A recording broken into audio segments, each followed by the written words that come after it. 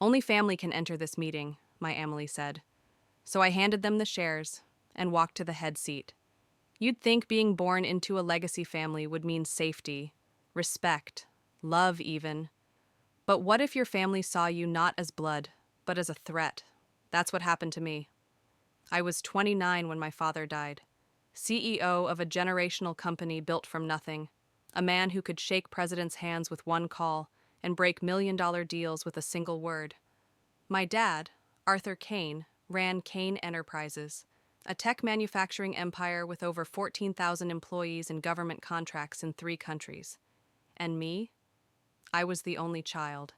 Ivy League grad, MBA, fast-tracked into the business since age 23.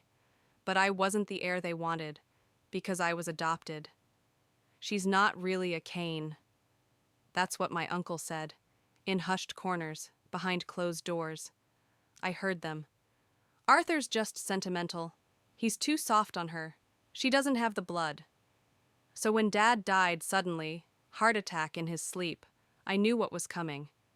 They tried to box me out of the funeral, not outright, but with logistics. The estate lawyer forgot to notify me in time. The flight was already full. It didn't matter. I made it. And when I got to the reception after the burial, I saw it. All of them. My uncle, his 2 sons, my aunt, and the board members who were family by proximity, wearing their best grief faces, shaking hands like it was a political campaign. My uncle even had the nerve to step into Dad's old study and sit at his desk like it was already his. They forgot one thing. I still had the shares. See, 2 years before Dad passed, he transferred 33% ownership of Kane Enterprises directly to me. Quietly. No ceremony. Just a notarized agreement and a whispered warning. They won't like this, but it's yours. Someday, you'll need it more than you know. That someday came faster than I was ready for. After the funeral, I got a call. Emergency board meeting, 9 a.m. sharp, family only. I said nothing, just nodded. But inside, I was shaking because I knew what they were going to try, and I knew I had to be ready. This wasn't just about inheritance. It was about respect, power, legacy, and whether someone like me, a Kane by choice, not blood, could ever sit at that table without being treated like a charity case. So I did something they didn't expect. I called the company lawyer, the real one, Dad's old friend who'd helped draft the contingency plans. I sent him one email. It's time. Bring the documents. That morning, I arrived at headquarters dressed in the exact suit Dad wore in his last press photo. Subtle, but symbolic. The receptionist looked surprised. Oh, I thought the meeting was for family only. I smiled. I am family. She hesitated, but let me through. Now picture this. A long mahogany table, high back leather chairs, the kind of conference room you only see in political thrillers. Everyone was already seated, except the head seat, which remained empty. Until I walked in. The room went silent. My uncle stood up first. Sorry, this is a private meeting. I know, I said, and then I opened the briefcase. Inside was a simple folder, just 2 things, the stock ownership certificate and the power of decision proxy. I handed both to the secretary, and then I walked to the head seat. No one spoke, not at first. Then my cousin scoffed. She's bluffing. Dad, tell her she can't just sit there. But it was too late, because the moment the secretary confirmed the document, her voice cracked just a little. She owns 1/3 of the company. Majority vote with the allied stakeholders puts her in charge. My uncle turned pale. You don't know what you're doing. This is business, not a game. I locked eyes with him. Exactly, and you've been playing it like a family poker night. Let's talk about ethics, shall we? Because I knew what they did. And soon, so would everyone else. What they didn't know was Dad had been preparing me for this moment. For years. Private meetings, leadership training, shadowing him through deals, understanding not just the business, but the people, their greed, their pressure points, their secrets. And the most important thing he ever taught me? Family isn't who shares your name, it's who shares your values. That boardroom, it wasn't full of family, it was full of predators. And I just stepped into their den with teeth bared. You won't believe what they tried next. Because cornered power doesn't go down quietly. The silence after I sat was louder than any argument. Nobody moved. Even the air felt different, like something sacred had been violated. To them, I was an intruder. To me, I was finally home. Uncle Richard broke first. This isn't how we do things. Your father would never. My father did, I said, calm but cutting. That's the problem, isn't it? I didn't flinch. I'd rehearsed this in my head for years, but nothing prepared me for what came next. Brandon, my cousin, leaned forward. You think owning 33% makes you a queen? It doesn't. We've got votes, allies, people who've been here longer than you've been alive. I smiled. I'm counting on it, because those people, some of them sent me emails. The tension rippled across the room. I reached into my folder and laid out printed screenshots, invoices, memos, whistleblower statements, contracts to shell companies, proof of the bleeding. You've been gutting this company from the inside, inflated contracts, fake consultants, nepotism. You want me to keep going? Brandon stood up, fists tight. You're bluffing. I slid the papers toward him. Call legal. Ask them yourself. Richard stepped in. This is out of context. She's emotional. This is manipulation. I'm prepared, I snapped. And you've mistaken silence for ignorance. I didn't come here to ask permission. I came to reclaim what was mine. Some of the board members looked down. These were old guards, loyal to my father, not to his siblings. And they knew. But Richard wasn't done. He pressed a hidden button beneath the table and said aloud, Activate Clause 17. Emergency vote to revoke her position due to mental unfitness. There it was, their big move. They were going to paint me as unstable. But Dad saw this coming. He left me something more powerful than shares. A video, encrypted and timed for release only if my leadership was challenged. I mirrored my phone to the big screen, and there he was, Arthur Kane, my father, calm, steady, dead. If you're seeing this, I'm gone. And if they're questioning my daughter's right to lead, let me set the record straight. Gasps, movement, no one spoke. This company was built on trust, vision, guts. If anyone's calling her unstable, it's because they're afraid. And they should be, because I trained her, and she knows everything. She is the Kane legacy. Silence, total. You could feel it in your spine. The video cut off. Richard tried to recover. This is a stunt. Arthur was sick. Enough, said one board member. You've been consolidating power ever since Arthur got ill. You undermined her before she ever sat down. Another spoke up. We've seen the evidence. If she has more, we need an audit, full and independent. And that was when it happened. The betrayal, the one I didn't see coming. Not from Richard, not from Brandon, from Aunt Elise, my godmother, my dad's youngest sister. She stood up slowly, calm as stone, and pulled a folder from her purse. Legal forms. I'm proposing a motion, she said, to temporarily remove all family members from executive power, including myself, and install an independent trustee board pending the outcome of the audit. I blinked. My stomach turned. She looked at me, tired, but not cruel. I loved your father, but this company needs to breathe. If you're serious about fixing it, support the motion. My head spun. Was this betrayal or a gift? If I fought it, I'd look power-hungry.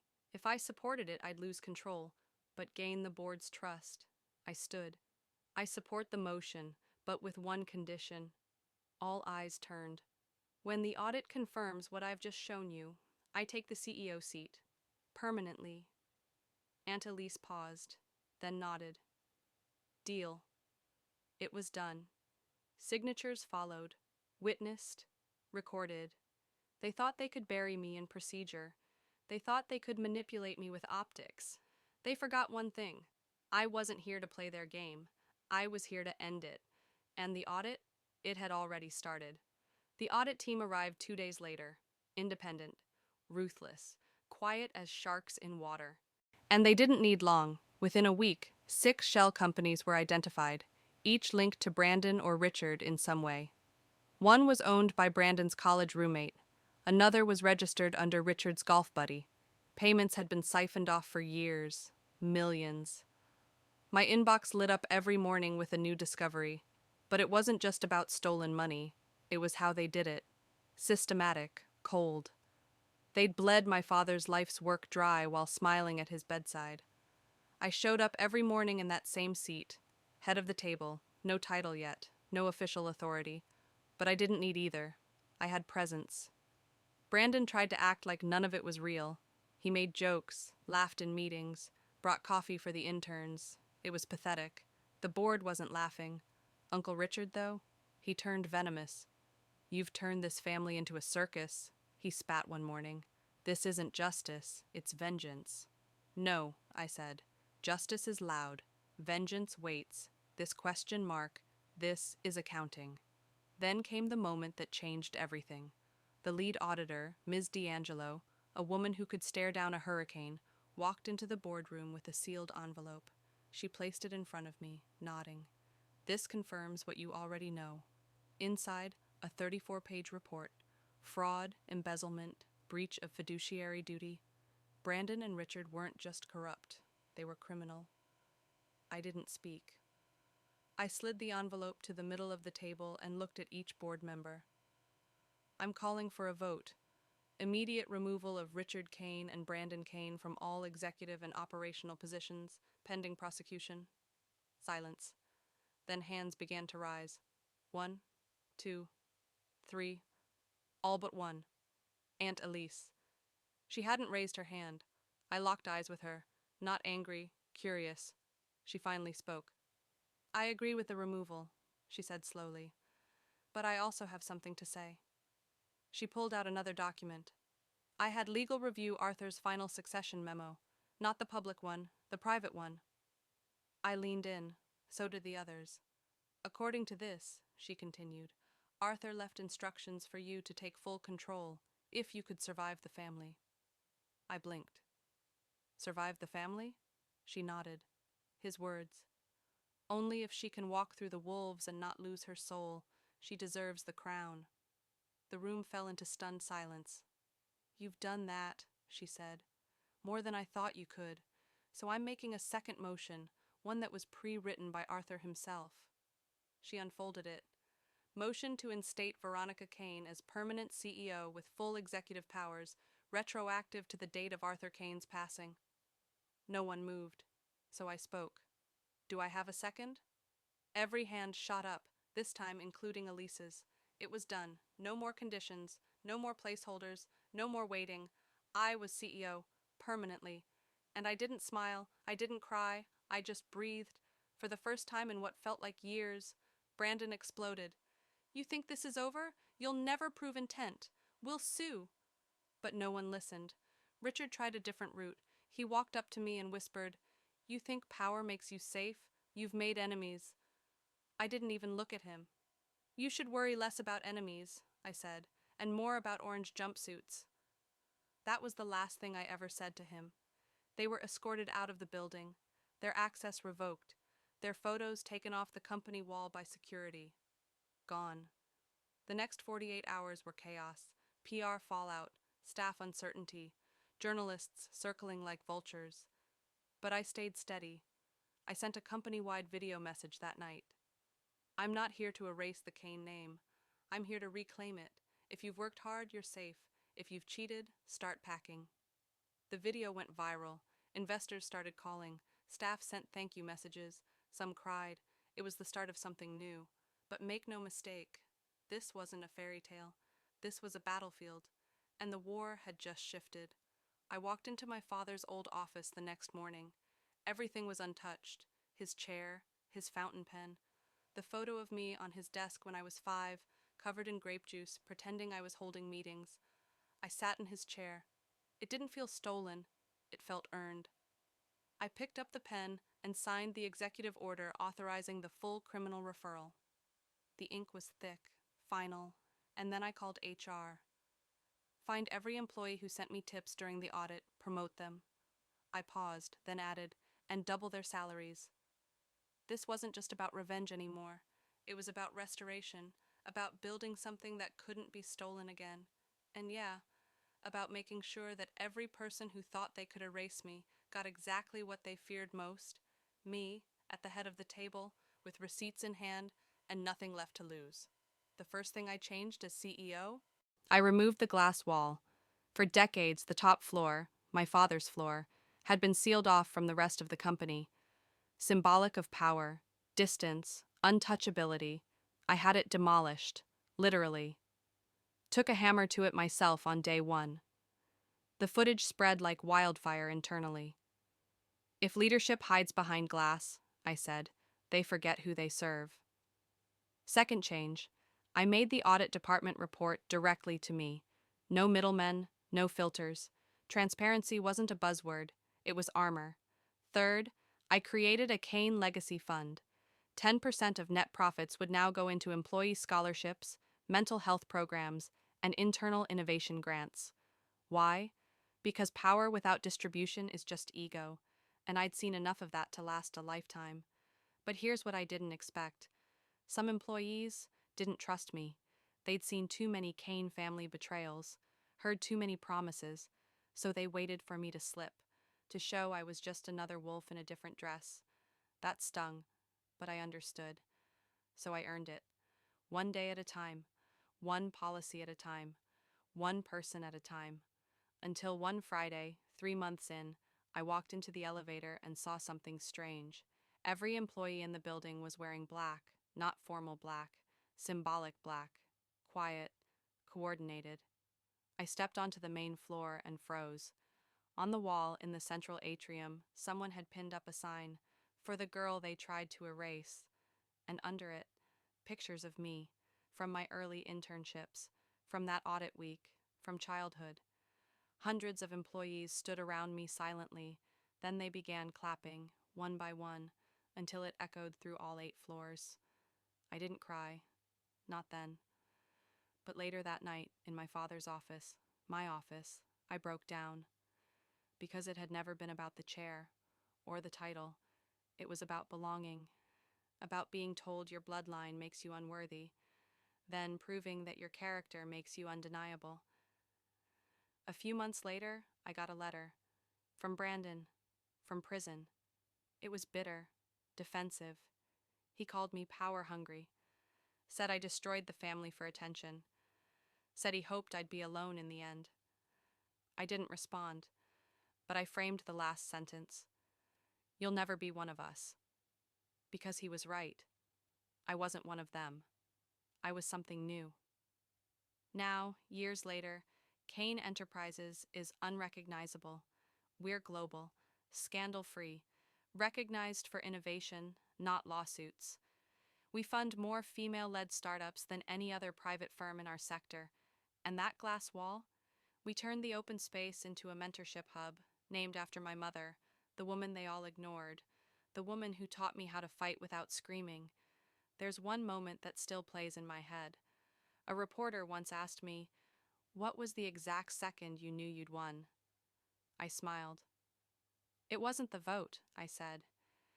"It was when I walked into the meeting where they told me only family could enter, and they finally realized I was the family now."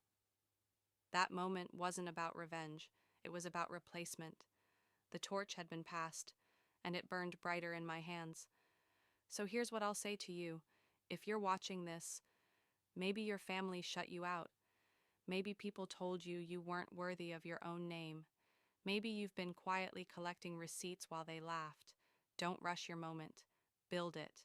In silence, in shadows, in the spaces they think you've disappeared into. And when it's time, don't knock, don't beg, don't ask. Walk in like you own the place. Because if you earned it, you do. They said only family could enter.